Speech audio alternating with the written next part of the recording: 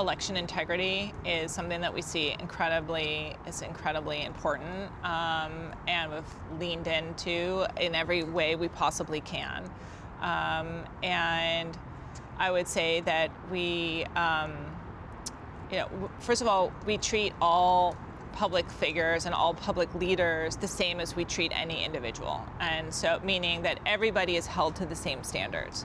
And so we definitely held President Trump as we would hold all other presidents and all other elected officials to the same standards that we hold our creators and anyone else on YouTube. But was that difficult for you as the CEO of the company? I mean, that's like a big responsibility. I mean, yeah, it is difficult, but it is very important, and we also are global, so we're dealing with leaders from all over the world, and there were a number of leaders and there continue to be a number of leaders that we that post or that there's content that may be a violation of our policies, but we do hold a consistent standard across everything that we do. YouTube was the last platform to ban Trump, and you have said his channel will be reinstated when an elevated risk of violence has subsided. How and when specifically will you make that decision?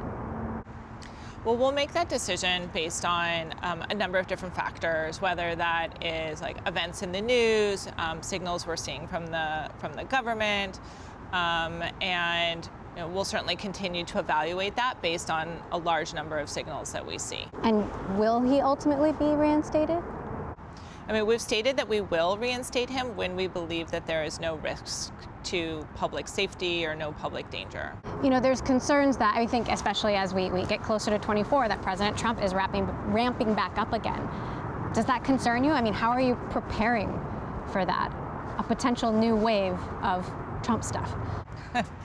Well, I think, we're focused on responsibility across the board, and that has had a number of different steps that we've taken in place in terms of like how we look at our policies, our removals, how we raise up content, how we handle borderline content, how we have monetization.